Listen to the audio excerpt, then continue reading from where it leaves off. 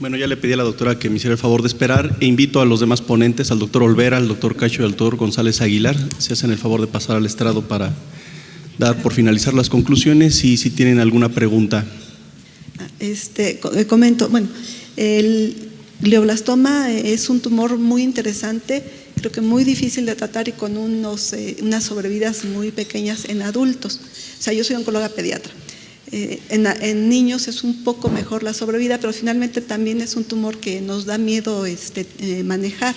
Hay mucha información que no sé si conozcan ustedes y me puedan decir algo acerca de cosas un poco raras para mí, como es el uso de la isotretinoína como un inductor de la maduración celular y que puede inducir respuestas en glioblastoma, o algo acerca de las dietas cetogénicas que se habla también que pueden disminuir la progresión tumoral, y algo que es también una duda, los pacientes que presentan pseudoprogresión, aparte de la resonancia magnética, ¿hacen ustedes algún otro estudio o la resonancia magnética sí consideran que es suficiente para determinar si es pseudoprogresión o no?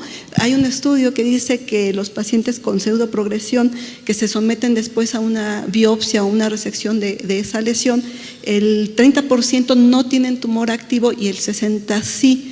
Pero no sé ustedes qué conducta siguen con esos pacientes aparte de hacer la resonancia y el FLAIR. Muy bien. Doctor González, ¿le gustaría, por favor, contestarnos la pregunta acerca de la isotretinoína como tratamiento?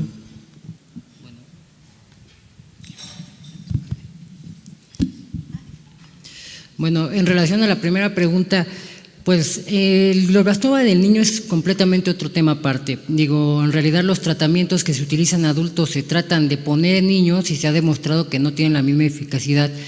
Y partiendo del hecho de que en realidad ahorita está mucho la controversia si precisamente el glioma viene de una célula madre o viene precisamente de una célula madura que se genera, pues bueno, se han intentado este tipo de estudios.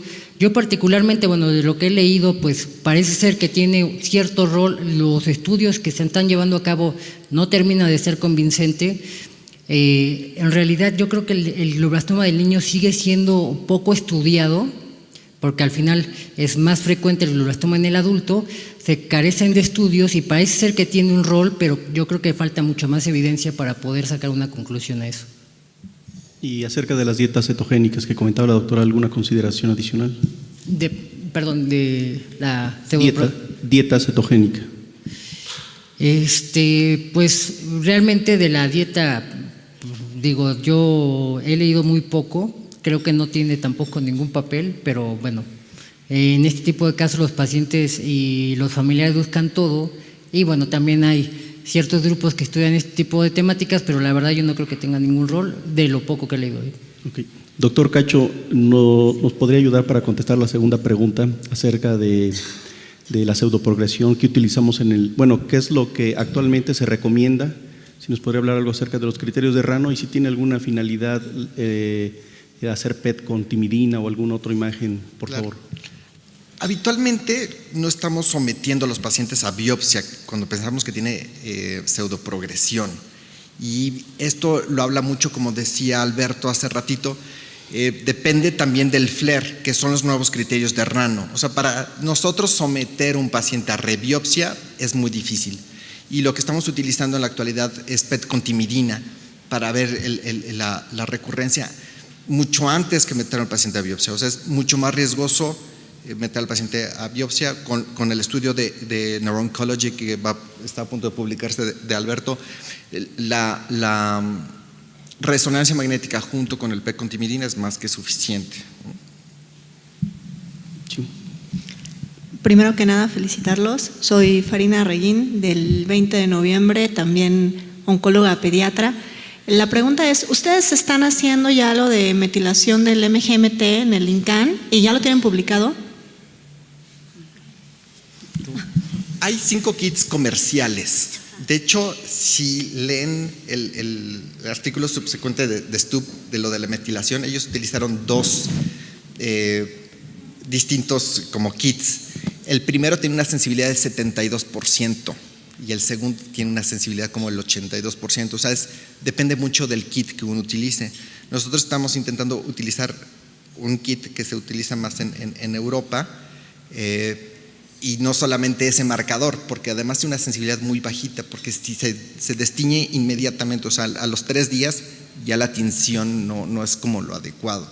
Entonces yo creo que se tiene que establecer un poquito más, y en la actualidad las guías lo que sugieren es que solamente para investigación hacemos la metilación, ya todo lo demás pues completamente de investigación, pero es el futuro. Doctora González Aguilar, hay diferentes maneras de medirlo en el Instituto Nacional de Neurología. ¿Cuál es la conducta? Bueno, en el instituto, en realidad, de neurología, las muestras están yendo al INCAN, están haciendo un trabajo de participación. Lo primero es que, precisamente como decía Bernardo, la metilación no es necesaria para todos, porque hasta hoy en día no cambia el tratamiento, metilado o no metilado se les da lo mismo. Entonces, pero bueno, siempre sirve de investigación, pero por el momento el estar metilado o no cambia el tratamiento.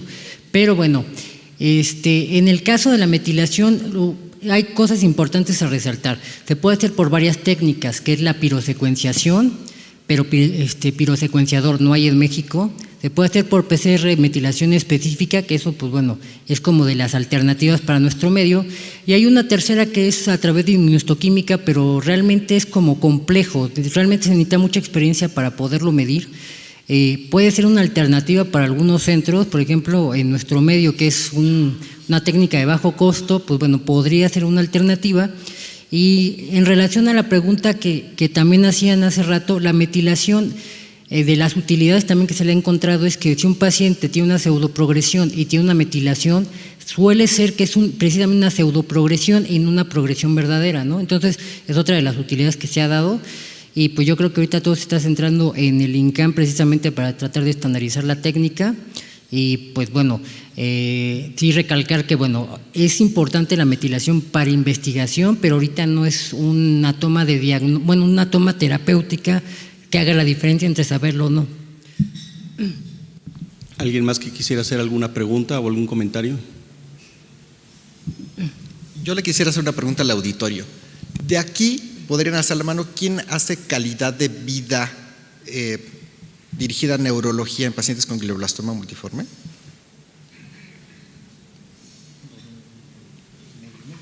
Okay. Bueno, nada más 2.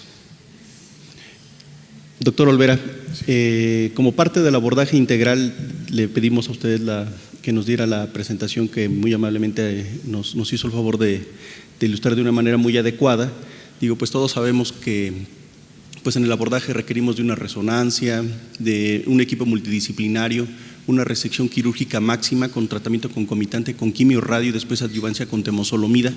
Pero desde su punto de vista y de su área, ¿qué es lo que usted recomendaría? ¿Qué es lo que sugiere y cómo estos pacientes deben llevar a cabo su seguimiento? Sí, gracias. Bueno, básicamente la preocupación tanto del punto de vista psico-oncológico como neuropsicológico es preservar e ir monitoreando la calidad de vida. ¿Qué quiere decir esto, la calidad de vida del paciente? Bueno, por un lado, su funcionalidad y por otro lado las cuestiones afectivas y también psicosociales que le rodean. Es decir, cuando un paciente se enferma de cáncer, se enferma toda la familia de cáncer, es decir, es una enfermedad sistémica en el punto de vista del sistema o del microsistema social al cual pertenece el paciente, ¿no? Es una de las cuestiones que tenemos que vigilar y ciertamente ya hablando del paciente en sí, es vigilar básicamente su funcionalidad tanto a nivel cognitivo, neurológico, quiere decir neuropsicológico, y también afectivo y emocional. ¿Cuál es la idea? Preparar al paciente previo a tratamientos en los casos que sea posible, con técnicas de psicoeducación, con intervenciones neuropsicológicas o psico-oncológicas, en este caso, como apuntaba la doctora, ¿verdad?, para preparar al paciente para lo que va a venir. Se ha demostrado en varios estudios donde pacientes que son intervenidos previos al tratamiento, previos a diferentes estudios, tienen mejor pronóstico, en general están más tranquilos, pero se ha demostrado también que hay un mucho mejor apego a tratamiento cuando los pacientes en el instituto les decimos échele ganas, generalmente se enojan bastante. Yo me he tomado la libertad de preguntarles, oiga, ¿qué siente cuando le dicen échele ganas? Dice, pues ¿qué estoy haciendo aquí? Gran pregunta, ¿no? Lo que hemos hecho en el equipo de psico-oncología y de neurología es traducirles qué quiere decir echarle ganas. Echarle ganas es apegarse a tratamiento, ir a las citas, reportar todas sus molestias, consultarnos todas sus dudas y que hagan ejercicio de un derecho, que acepten solo aquello en lo que están perfectamente informados desde el punto de vista de su propio lenguaje, no desde nuestro propio lenguaje. Entonces, esto es una cuestión profiláctica bien importante que se ha demostrado que tiene un impacto muy importante en la calidad de vida, pero también en la sobrevida de los pacientes. Pacientes que son intervenidos tempranamente, que son monitoreados tempranamente, tienen mejores sobrevidas. Hemos estado descubriendo algo en el consultorio de neurología, que muchos de los pacientes que vemos de manera temprana viven más. Claro, nos falta hacer pruebas estadísticas y correr cosas por el estilo, pero esto nos da una idea justamente de la unión que existe entre la psique y el cuerpo. Es decir, no podemos hablar de que están como dos entidades discretas separadas. Ya los griegos decían mente sana y cuerpo sano, y esto es una verdad. Entonces, ¿cuál es la idea? Si bien es importante calcular la vida del soma, ¿verdad?, también es bien importante, como lo están haciendo en el área de radioterapia, ver que esa calidad de vida tenga algún sentido, y este sentido justamente se lo da la funcionalidad. Claro. Pero nosotros, ¿qué hacemos? ¿Qué instrumento utilizamos antes, después y después con qué frecuencia se hace esto? Perfecto. Si también se hace alguna prueba durante el transoperatorio. Claro, ¿cómo se hace esto? Bueno, hay que evaluar a los pacientes. ¿Cómo se evalúan los pacientes? Con una entrevista, con instrumentos que nos dan medidas duras, que nos dan medidas ya validadas nacional e internacionalmente. Por ejemplo, en el dueto ansiedad-depresión usamos el HATS, por ejemplo, que es una escala hospitalaria de ansiedad y depresión que está validada para pacientes oncológicos y nos da la idea de cómo está la ansiedad y la depresión en esos pacientes. Utilizamos instrumentos de calidad de vida como puede ser el ERO-ETC QLQC30, que nos da una calidad de vida de manera global. En el caso específico de afecciones del sistema nervioso central, estamos empezando a validar el BN20, que es un módulo particular de la AORT para sistema nervioso central. Se usan otras escalas de ansiedad y depresión, como pueden ser la de Beck. Se usan pruebas neuropsicológicas para valorar su cognición. ¿Cuáles son? Pues básicamente el primer tamizaje lo hacemos con Neuropsy. Podemos utilizar Cognistat, que también está validado para México, otras baterías neuropsicológicas como puede ser el test de Barcelona, el Serrat, el Luria Nebraska, que nos dan una idea de cómo está este paciente al inicio de su tratamiento. Posterior al tratamiento vamos haciendo evaluaciones, en el caso de radioterapia a los 6 meses, en el caso de quimioterapia lo podemos hacer desde 15 días posteriores, una vez que pasen los efectos deleterios como náuseas y cosas por el estilo. También está de moda ir empezando a buscar qué está pasando con el fenómeno de chemobrain, que es una neurotoxicidad asociada a un estudio muy controversial si es de manera directa o indirecta por los agentes quimioterapéuticos. Los seguimientos los hacemos de manera trimestral en términos generales y a partir de ahí vamos tomando líneas de acción junto con el resto de equipo que está tratando a los pacientes y de esta manera podemos ir monitoreando y haciendo mejores los tratamientos en su funcionalidad en la medida de lo posible. Perfecto, muchas gracias. ¿Alguien más que quisiera hacer alguna pregunta o algún comentario? Doctora Poitevin, a manera de conclusión, ¿cuál es el esquema, el fraccionamiento, el dosis al día de hoy? Y si existe alguna diferencia entre tratar a adultos jóvenes o adultos mayores, o si la edad es alguna limitante en el tratamiento de la radioterapia. Ahorita es radioterapia convencional, 60 Grays en 6 semanas, a adultos jóvenes y adultos después de 65 años. Es la convencional asociada a temozolomida, que es el esquema que se propuso en 2005. Y como vemos, están haciendo un sinnúmero y múltiples seguimientos de protocolos. Sin embargo, ninguno hasta este momento ha demostrado superioridad en cuanto a número de pacientes, porque también son fase 1 con 30 pacientes. Entonces, hasta que se demuestre que, por ejemplo, el hipofraccionamiento tendrá mejor resultado, es cuando se va a utilizar. Ok. Doctor Cacho, acerca a la manera de conclusión, sabemos que existen diferentes biomarcadores, como nos presentó, clínicos, biológicos, por estudios de resonancia magnética. ¿Cuál sería al día de hoy, o si existe alguna manera de saber a qué paciente le puede ir bien, a qué paciente le puede ir, si existe el día de hoy, y si no existe, cuál es en los próximos años, cuál cree que usted sería la mejor manera o cuál sería el mejor biomarcador para valorar a estos pacientes? Creo que ya tenemos 2 esquemas ya validados, 2 nomogramas validados. Uno es la edad, otro que no se estudia en estos ensayos es del lado, si es del lado dominante o el lado no dominante, que eso es importante. O sea, nosotros el habla, mucho de la comunicación es del lado izquierdo, y si no lo tenemos, no podemos cumplir ninguna de estas escalas. Entonces es distinto del lado izquierdo al lado derecho, la edad, si es medial o si es periférico, la respuesta a tratamiento, ¿no? Con solamente estos datos sólidos podemos valorar la supervivencia, ¿qué es supervivencia, no?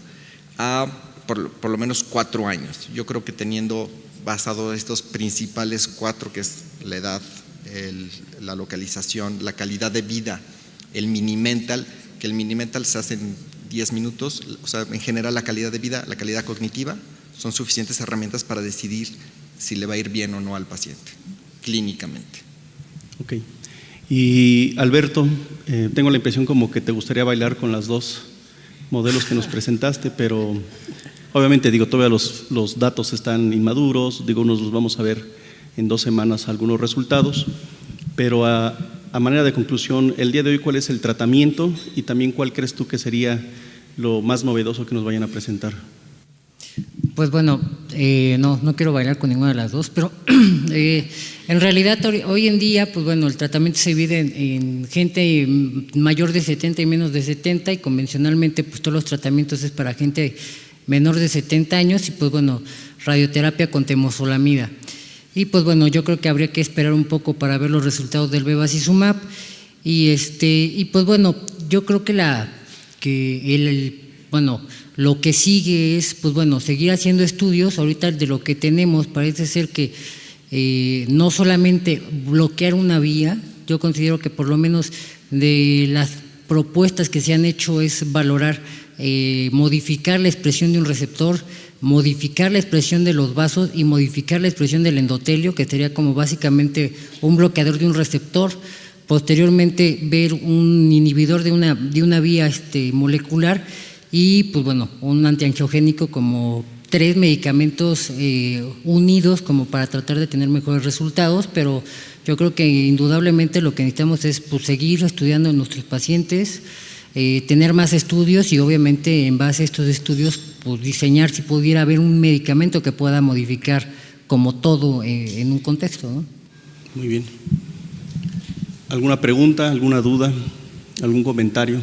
Si no, aprovechando que tengo el micrófono, pues hacerles atentamente nuevamente la invitación para aquellas personas o instituciones que les gustaría trabajar con nosotros, sobre todo con la idea pues de hablar un mismo lenguaje, de que todos los pacientes fueran tratados de manera homogénea, y bueno, pues esto nos daría una mayor fuerza para impulsar este grupo interdisciplinario de pacientes con enfermedades neurooncológicas. Pues le agradezco a los ponentes que hayan aceptado, a la sociedad médica, al doctor Martínez Cedillo y a toda la mesa directiva, y pues un fuerte aplauso, por favor, para ellos.